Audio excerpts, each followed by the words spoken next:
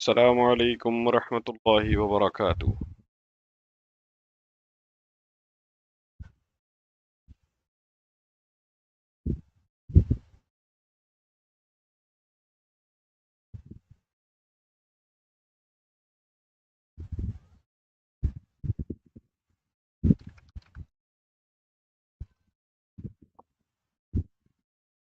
अस्सलामु अलैकुम वरहमतुल्लाहि वबरकातुह।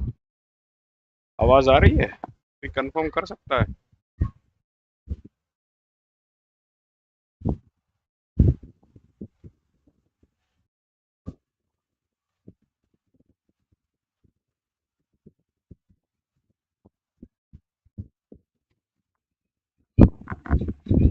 कोई कंफर्म कर सकता है आपको मेरी आवाज आ रही है? कंफर्म कर सकता है आपको मेरी आवाज आ रही है?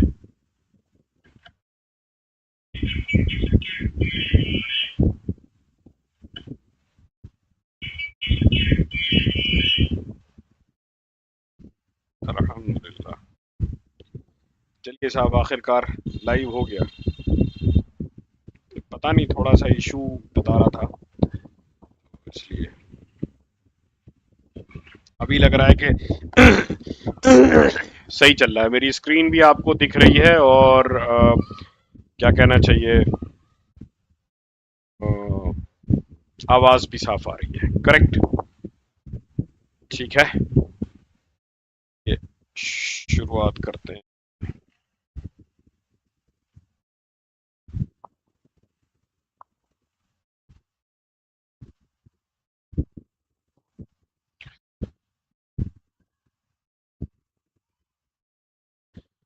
ओके, तो अभी क्या है कि आप में से काफ़ी लोग हैं, उन्होंने नोटिस किया और कुछ लोगों ने मुझे बताया भी कि डैशबोर्ड जो है वो शायद उनको लग रहा है कि चेंज हो गया है, अपडेट नहीं हुआ है, अपडेट हो गया है, तो समझ में नहीं आ रहा है। पहली बात तो वो लोग जिनको नहीं मालूम है कि डैशबोर्ड क्या कहना चाहिए, कौन सा है, तो मैं इस डैशबोर्ड का लिंक शेयर कर दूंगा।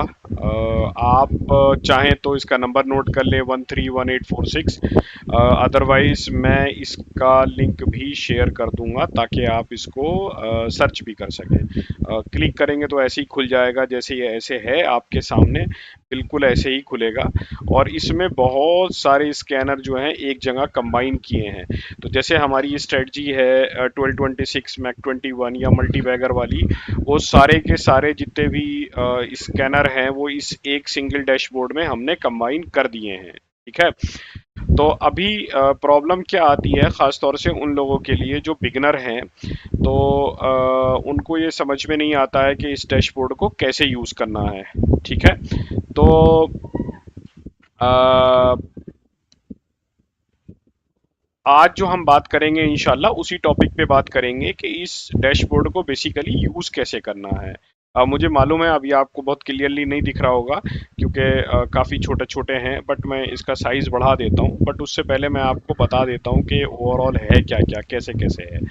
अगर आप इसमें से किसी को कॉपी करना चाहते हैं, किसी आप अपना डैशबोर्ड बनाना चाहते हैं, तो आप अपना डैशबोर्ड भी बना सकते हैं। अपना डैशबोर्ड इंशाल्लाह किसी दिन हम सेशन रख लेंगे कि अपना डैशबोर्ड कैसे कैसे बनाएं। लेकिन अगर आपने ब्लैंक डैशबोर्ड भी बनाया है तो आप यहाँ पर जाकर ये देखिए, ये जैसे 511 वाला है,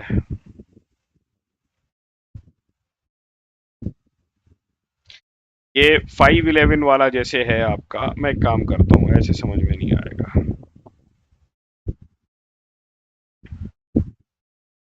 मैं ऐसे कर तब आपको एक्सप्लेन। तो अभी ये देखिए कि ये वाला जो है, जैसे फॉर एग्जांपल 511 वाला डैशबोर्ड है, ये 1226 का 4 आवर वाला है, ये 921 का डैशबोर्ड है, ये 1226 का स्कैनर है, उसके बाद ये फिर 1226 और मूविंग एवरेज 7 एंड 21 का है, फिर 1226 वीकली का है एंड देन 1226 का है। तो ये क्या है, मतलब ये थोड़ा सा आपको कंफ्यूजन है कि भाई ये क्या है, तो मैं बताता हूँ कि ये क्या है।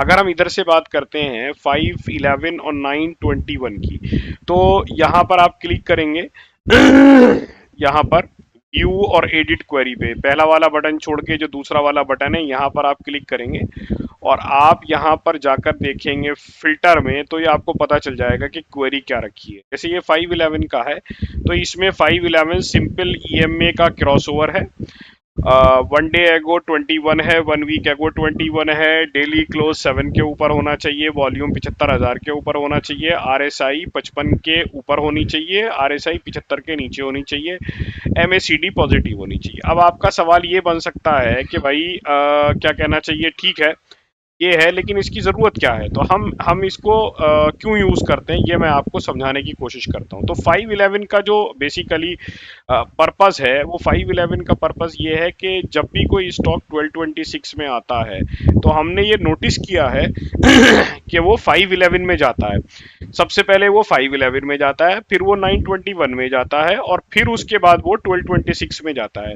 अब 1226 में जाने के बाद क्या होता है कि बहुत सारे स्टॉक ऐसे होते हैं जो गए और उसके बाद वो एकदम से रॉकेट हो गए, यानी कि उसी दिन 20% मार दिया या 10% मार दिया या 25% मार दिया। तो अभी आपके लिए ये एक तरीके से 511 या 921 में आप अगर कोई स्टॉक देखते हैं तो आपको क्या करना है, आप को उसका चार्ट बनाना है। और चार्ट बनाने के बाद जैसे अब हम देखते हैं लिबर्टी शू इसमें आया फॉर एग्जांपल, अभी हमने लिबर्टी शू को यहाँ से कॉपी किया। इसको कैसे यूज करना है ये आपको ऑलरेडी मैं बता चुका हूँ, तो इसमें कुछ नहीं है। यहाँ पे हमने लिबर्टी शू को यहाँ पे कॉपी पेस्ट किया, लिबर्टी शू आ गया।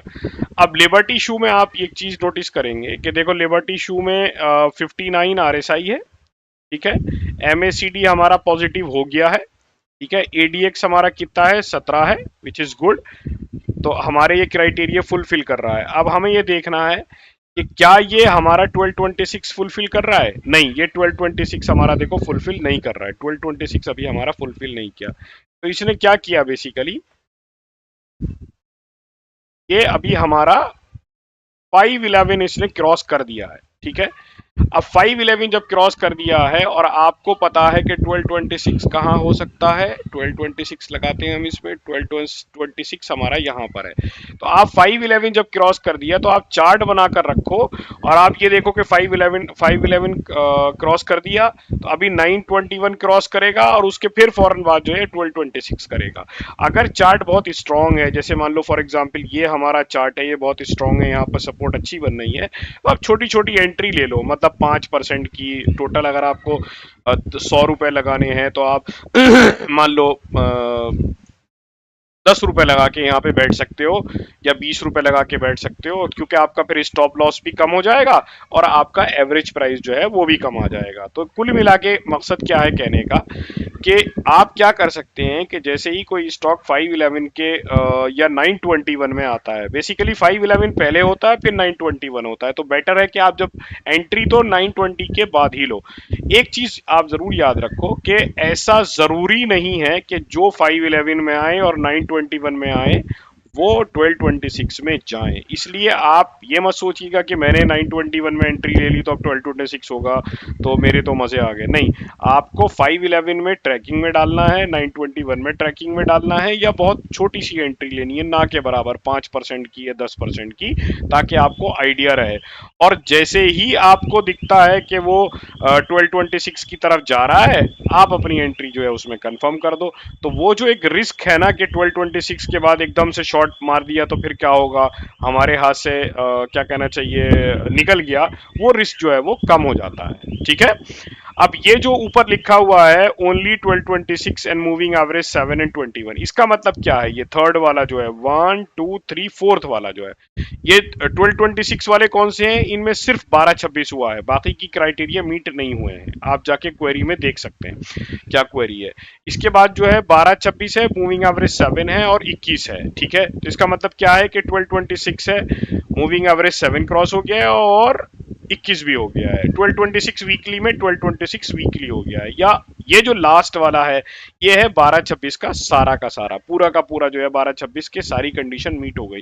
ये आपको पता है कि 1226 की सारी कंडीशन एक ही दिन में मीट होना थोड़ा सा मुश्किल होता है, बहुत कम होती है और होती है तो रेयर होती है, ठीक है। तो मतलब पेशेंस वाले ट्रेडर के लिए है 12-26 फुल वाली के हफ्ते में आपको एक स्टॉक दो स्टॉक मिलेंगे, लेकिन अगर आप रेगुलर ट्रेडर हैं तो आप 511, 921, 1226 के साथ साथ ट्रेड की शुरुआत कर सकते हैं या अपना ट्रेड का सेटअप जो है वो कंफर्म कर सकते हैं। वालेकुम अस्सलाम मोहम्मद फुजैल भाई, कलीम भाई, ओके मुजाहिद भाई। तो अभी तक ये समझ में आया 1226 की जो पहली लाइन है बेसिकली डैशबोर्ड पे वो 1226 की है, ये क्लियर हो गई। अब हम आगे चलें।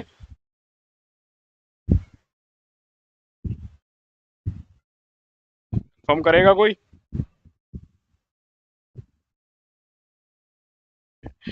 अच्छा, अब हम बढ़ते हैं। नेक्स्ट जो रो है हमारी वो है हमारी 12 मैक 21 की। मैक 21 ये यानी कि सिर्फ मैक 21 की प्लेन स्ट्रेटजी के ऊपर है। मैक 21 पी मतलब मैक 21 की पॉजिटिव भी हो गया है इसमें। मैक 21 WP का मतलब है मैक 21 वीकली पॉजिटिव हो गया है। और मैक 21 TTP का मतलब है कि मैक 21 तो है ही, उसके साथ 1226 भी है। ठीक है। अच्छा, इसके बाद जो नया वाला है, नेक्स्ट वाला जो है वो है क्या कि जो मैंने न्यू ब्रेकआउट लिख रखा है उसमें क्या है कि आप जो स्टॉक देखेंगे तो मैक 21 की स्ट्रेटजी तो बहुत सिंपल है, वीडियो ऑलरेडी अवेलेबल है, आप देख सकते हैं चैनल पे। न्यू ब्रेकआउट जो है उसमें क्या है, ये जो बेसिकली जैसे आप क्लिक करते हो तो आप यहाँ पे देखते हो कि ये स्टॉक जो है वो ब्रेकआउट के लिए रेडी हैं। ये उन लोगों के लिए है जो 1226 में या मैक 21 में बहुत अच्छे से समझ गए हैं, जिनको सपोर्ट रेजिस्टेंस अच्छे से समझ में आने लगा है और अब वो ये चाहते हैं कि भाई हम अपनी ट्रेडिंग को नेक्स्ट लेवल पे लेके जाएं। तो उसके लिए बेसिकली उन्हें क्या चाहिए, उन्हें ये चाहिए कि भाई अब हमें ब्रेकआउट वाले स्टॉक मिले। तो जैसे इसमें हिमाचल फ्यूचरिस्टिक आ रहा है, तो ये आपको दिख रहा है कि ये स्टॉक ऑलरेडी आपके ऑलमोस्ट ब्रेकआउट के वर्ज पे है। तो आप इसका चार्ट बना के ब्रेकआउट का अलर्ट डाल के रख सकते हैं, जैसे ही आता है आप उसको ले लें। जैसे सोना कॉम है, सोना कॉम ये देखो सेम पैटर्न है इसका, सोना कॉम का भी वही पैटर्न था। पेन्नार इंडस्ट्री का क्या पैटर्न है, देखो पेन्नार इंडस्ट्री का भी वही पैटर्न है। मतलब आपको एक तरीके के पर्टिकुलर सेटअप में जो भी स्कैनर है एक ही तरीके के सारे चार्ट जो है मिलते जुलते दिखाई देंगे। ये जो है आपका एक ब्रेकआउट वाला आपका ये हो गया।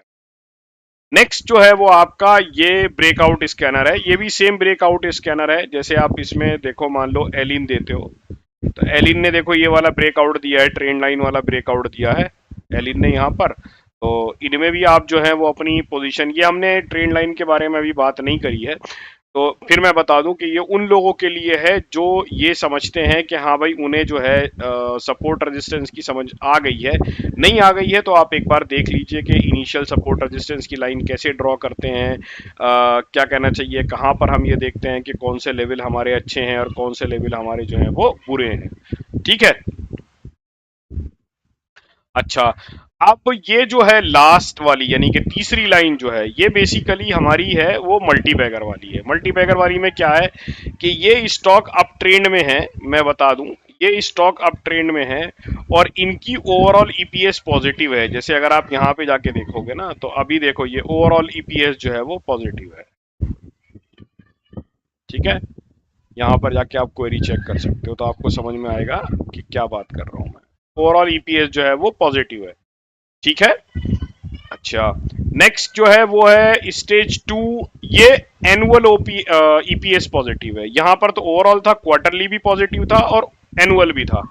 यहां पर सिर्फ एनुअल है, क्वार्टरली नहीं है। यहां पर जो है वो सिर्फ क्वार्टरली ईपीएस पॉजिटिव है और स्टेज 2 में आ गए हैं ये जो है मूविंग एवरेज वाला है, क्या कहना चाहिए ईएमए वाला, और ये moving average simple moving average का है। ये दोनों जो है, अगर आपने मल्टी बैगर वाली वीडियो नहीं देखे हैं तो मल्टी बैगर वाली वीडियो में देखेंगे तो आपको समझ में आएगा मैं क्या बात कर रहा हूँ। मैं एक चार्ट लेके बता देता हूँ। जैसे मान लो आपका सनसेरा इंजीनियरिंग है, तो हमारा जो मल्टी बैगर का सेटअप है वो क्या कहता है, हमारा मल्टी बैगर का सेटअप है वो कहता है कि ये है हमारा मल्टी बैगर का सेटअप। हमारा मल्टी बैगर का सेटअप है वो ये कहता है कि आपका कोई स्टॉक जो है वो डेली में मर्जर में होना चाहिए, जहां पे सारे ईएमए जो हमने बात करी थी उस वो एक जगह पर कंबाइन होने चाहिए। तो देखो सारे ईएमए एक जगह पर ऑलमोस्ट कंबाइन हो गए। ठीक है। ये डेली में। अब वीकली में क्या कहता है, वो वीकली में कहता है कि 30 EMA के ऊपर होना चाहिए, तो ये 30 EMA के ऊपर भी है। तो सनसेरा इंजीनियरिंग का चार्ट जो है वो हमें बता रहा है कि ये सेटअप जो है, अगर इसका फंडामेंटल अच्छा है तो ये सेटअप जो है टेक्निकल के हिसाब से टेक्नो फंडा में ये नेक्स्ट रैली के लिए अपनी तैयारी कर रहा है। ये कोई बाई सेल रिकमेंडेशन नहीं है, कभी आप समझो कि बाई सेल रिकमेंडेशन है, ये कोई बाई सेल रिकमेंडेशन नहीं है, सिर्फ मैं आपको एक एग्जांपल दे रहा हूँ, ठीक है। अच्छा, आगे बढ़ते हैं। राइजिंग प्राइस एंड वॉल्यूम, तो ये सोनाकॉम जैसे है, तो इसमें राइजिंग प्राइस एंड वॉल्यूम का मतलब क्या हुआ कि डेली इसका वॉल्यूम बढ़ रहा है और वीकली भी बढ़ रहा है। मैं इसकी क्वेरी आपको दिखा देता हूँ, क्वेरी क्या है इसकी। तो क्वेरी में क्या है कि क्लोज जो है वो इसका एक दिन पहले के क्लोज है, आरएसआई जो है वो 68 है, ऑफ कोर्स से कम है 68 से, और आज का जो क्लोज है वो कल के क्लोज से ज्यादा है, 2 दिन पहले का क्लोज जो है वो 3 दिन से ज्यादा है। तो मतलब कुल मिला के क्या हुआ कि ये जो शेयर इसके अंदर आया है, ये पिछले 3-4 दिन से अपना प्राइस भी बढ़ा रहा है और डेली और वीकली वॉल्यूम जो है वो भी बढ़ा रहा है, ठीक है। तो ये आपको बता सकता है कि ये एक फ्यूचर अप ट्रेंड में जाने की तैयारी कर सकता है, यानी कि अभी ब्रेकआउट नहीं हुआ है लेकिन ब्रेकआउट हो सकता है इसमें। ये स्विंग ब्रेकआउट है, नीचे वाली जो स्विंग ब्रेक। कुल मिला के क्या है ना कि इसके नाम मैंने ऐसे रखे हैं इसमें कि आपको समझ में आए बेसिकली कि कौन सा स्कैनर आपको रन करना है। अब इसमें अगर आप बात करो कि मुझे कौन सा स्कैनर रोज रन करना चाहिए और कौन सा स्कैनर मुझे रोज नहीं रन करना चाहिए, तो अभी ये जो है शुरू के 1 2 3, ये शुरू के मतलब 511 वाली जो लाइन है और मैक 20 वाली लाइन है, ये जो दो लाइन है ये बेसिकली आप डेली ट्रेडिंग के लिए यूज करिए। इसके नीचे वाली जो लाइन है स्टेज 2 वाली, ये बेसिकली मल्टी बैगर वाली और लॉन्ग टर्म के सेटअप वाली है। लॉन्ग टर्म या मीडियम टर्म मान लो, कम से कम 6 महीने या 9 महीने के लिए। उसके नीचे वाली लाइन जो है वो भी मीडियम टर्म के लिए है, मीडियम टर्म के लिए। इसमें एक बहुत अच्छा स्कैनर है जो शॉर्ट टर्म ब्रेकआउट वाला है, मंथली ब्रेकआउट वाला भी है। तो शॉर्ट टर्म ब्रेकआउट वाले में आप क्या देखते हो, जैसे ये आपका एक बैठता है भारत रसायन, इसमें आया, तो जब इसमें कोई शेयर आता है तो वो एक बड़ी रेंज के बाहर जा रहा होता है या बाहर जाने की तैयारी कर रहा होता है। ये बेसिकली इसका एक यूनिकनेस है। जैसे हमने ये इमामी देखा, इमामी देखो यहाँ पे आप देखोगे ये एक बड़ी रेंज से बाहर आया, इसने कुछ भी कह लो, इसको राउंडिंग पैटर्न कह लो या कप एंड हैंडल, तो पूरा परफेक्ट नहीं बना है, उधर बनाएंगे तो पता चलेगा क्या है। तो एक तरीके से इसने ये डबल टॉप वाली रेंज जो है वो ब्रेकआउट करी है, ठीक है। अगर हम इसको देखें JSL जैसे इसमें आया है, JSL देखो नॉन स्टॉप ये रॉकेट वाला था और ये यहाँ से इसने फिर अपना जो डबल टॉप या ट्रिपल टॉप जो भी आप कहते हैं उसको इसने यहाँ से ब्रेक करने की कोशिश करी और बहुत वॉल्यूम के साथ इसने ब्रेक किया है, ठीक है। और देखो KNR कंस्ट्रक्शन भी देखो ऐसे ही आया है। KNR कंस्ट्रक्शन भी अपना 1 2 3 4 बहुत लंबे रेजिस्टेंस से ये बाहर निकला है। ये बेसिकली ईयरली चार्ट है जो दिख रहा है इस टाइम, यहाँ से निकला। लेकिन आप यहाँ से देख के ट्रेड करने की आपको जरूरत नहीं है, आप यहाँ से देखो, उसके बाद अपना इन्वेस्टिंग में जाके आप चार्ट ड्रॉ करिए, तब आपको समझ में आएगा कि बात चल क्या रही है, बेसिकली चार्ट कहाँ पर है और चार्ट कैसा है, ठीक है। अब इसमें एक स्कैनर ये है, ये भी ब्रेकआउट का स्कैनर है। ये इसमें मतलब बहुत सारे शेयर आते हैं, तो अगर आप वो लोग जो प्रैक्टिस करना चाहते हैं, जो लोग चार्ट सीखना चाहते हैं, उनके लिए बहुत बढ़िया है। आप वीकली बैठ जाओ, उठा लो, चार्ट ड्रॉ करो, अपनी ट्रैकिंग करो, और ट्रैकिंग करने के बाद देखो कि भाई चार्ट जो है वो आपकी ट्रैकिंग के हिसाब से परफॉर्म कर रहे हैं कि नहीं कर रहे हैं। धीरे धीरे आपका कॉन्फिडेंस जो है वो बढ़ता जाएगा इंशाल्लाह। अच्छा, ये वॉल्यूम कॉन्ट्रैक्शन पैटर्न का एक ये हमारे पास है जो DT VCP के नाम से है। इसमें वॉल्यूम कॉन्ट्रैक्शन वाले पैटर्न आते हैं। वॉल्यूम कॉन्ट्रैक्शन क्या होता है, मैं मोटा मोटा आइडिया दे दूं तो आप में से बहुत सारे लोग ऐसे हैं जिनको ये सारी चीज़ें ऐसी लग रही होंगी ये पता नहीं क्या है। तो देखो भाई, ऐसा है कि अगर आप बिगनर हैं और आप अभी 1226 और मैक 21 पे हैं तो नेक्स्ट लेवल आपका ये है कि आप अब आप ब्रेकआउट पे जाने की तैयारी करो। अगर आपको मैक 21 और 1226 में अच्छा कॉन्फिडेंस आ गया है तो अब आपको ब्रेकआउट के चार्ट की प्रिपरेशन करनी चाहिए। और ब्रेकआउट के चार्ट में कोई ऐसा रॉकेट साइंस नहीं है कि कुछ नया है। अल्टीमेटली आपको पता होना चाहिए कि कौन से शेयर ब्रेकआउट में जा रहे हैं, सारा का सारा खेल यही है। और ये स्कैनर जो है ये आपको हेल्प करता है कि आप उनमें से चार्ट लें चार्ट ड्रॉ करें और आपको समझ में आएगा कि हमारा कौन सा जो है वो क्या कहना चाहिए शेयर जो है वो ब्रेकआउट में जाने की तैयारी में है। यहां पर आने का मकसद या कंफर्मेशन ये बिल्कुल भी नहीं है कि यहां पर आ गया तो वो जाएगा, लेकिन यहां पर आने से आपको हजारों की तादाद में चार्ट जो है वो लिस्टेड है, तो आपको कैसे पता चलेगा कि कौन सा जा रहा है कौन सा नहीं जा रहा है। तो ये जो डैशबोर्ड है ये आपको हेल्प करेगा कि आप यहां से उठाओ चार्ट ड्रॉ करो तो आपको समझ में आएगा कि हाँ ये नेक्स्ट लेवल पे जाने की तैयारी में चार्ट जो है वो जा रहा है।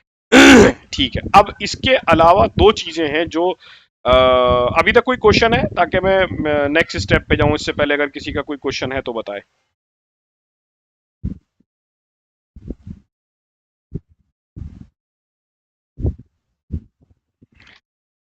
एक चीज मैं आपको बताऊं कि ये जितने भी इसमें स्कैनर हैं इन सारे स्कैनर के पीछे एक अलग अलग लॉजिक है, ऐसा नहीं है कि सबकी लॉजिक सेम है। जैसे तो ताकि हम में से हमारे पास कोई भी ऐसा चार्ट ना हो जो शेयर ना हो जो हमसे मिस हो जाए, इसलिए हमने कोशिश ये करी है कि अलग अलग लॉजिक लगाएंगे।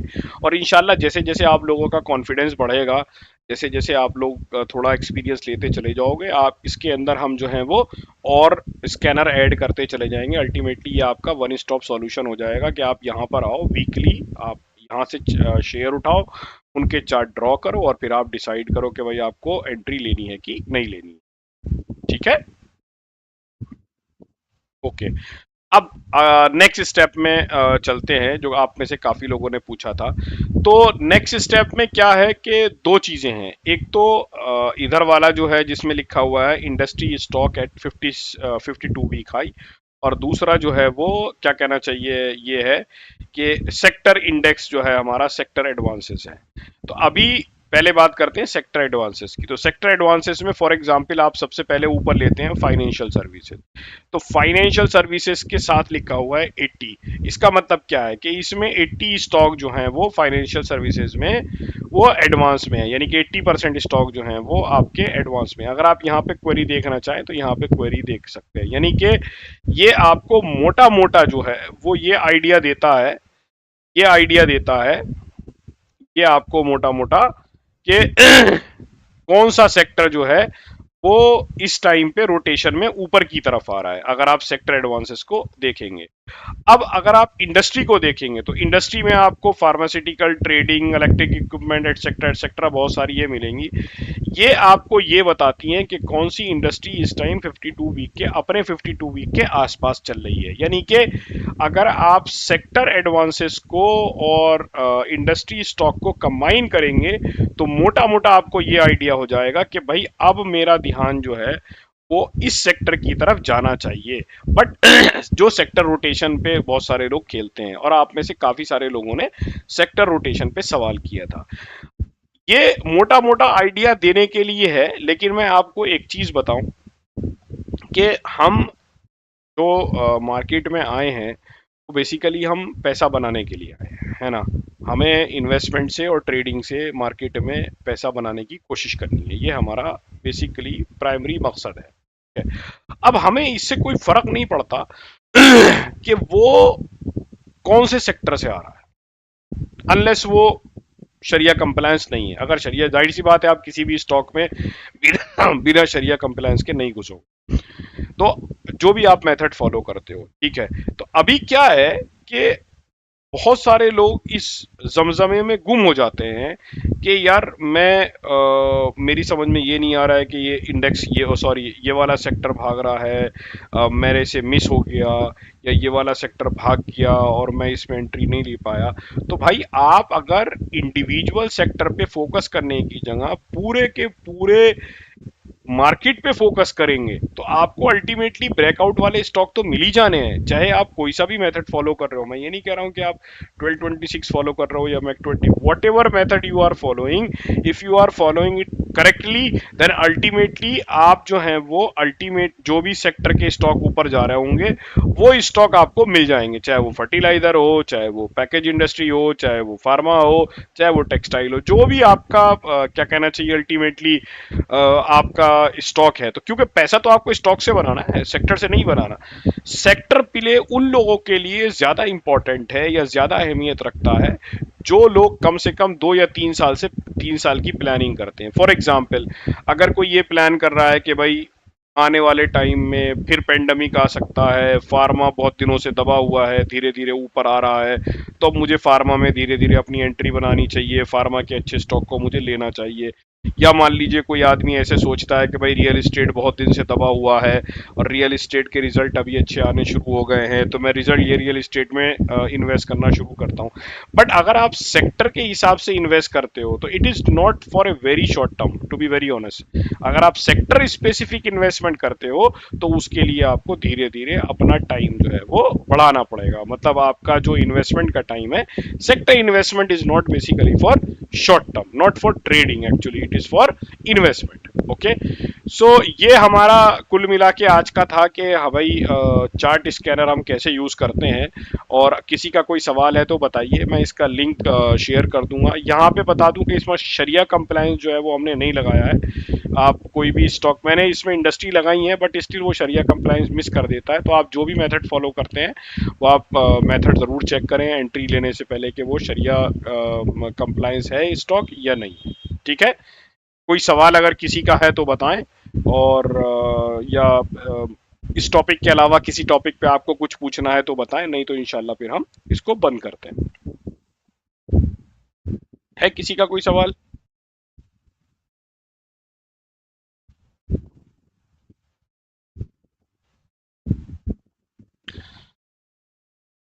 ओके, चलिए साहब, फिर दुआओं की दरख्वास्त है, इंशाल्लाह अगले लाइव में फिर मुलाकात होगी। और अगर किसी का कोई सवाल हुआ, मैं थोड़ा सा अभी कुछ शेड्यूल मेरा बिजी चल रहा है, तो इसलिए मैं वीडियो भी नहीं बना पा रहा हूँ रेगुलर और लाइव भी नहीं हो पा रहे हैं रेगुलर। लेकिन इंशाल्लाह मैं बहुत जल्द आने वाले कुछ टाइम में, कुछ वीक के बाद इंशाल्लाह मैं रेगुलर हो जाऊँगा। ठीक है, तो दुआओं में याद रखिएगा। और इसी के साथ है भाई, अल्लाह हाफिज। हाँ, इसका लिंक मैं भेज दूंगा।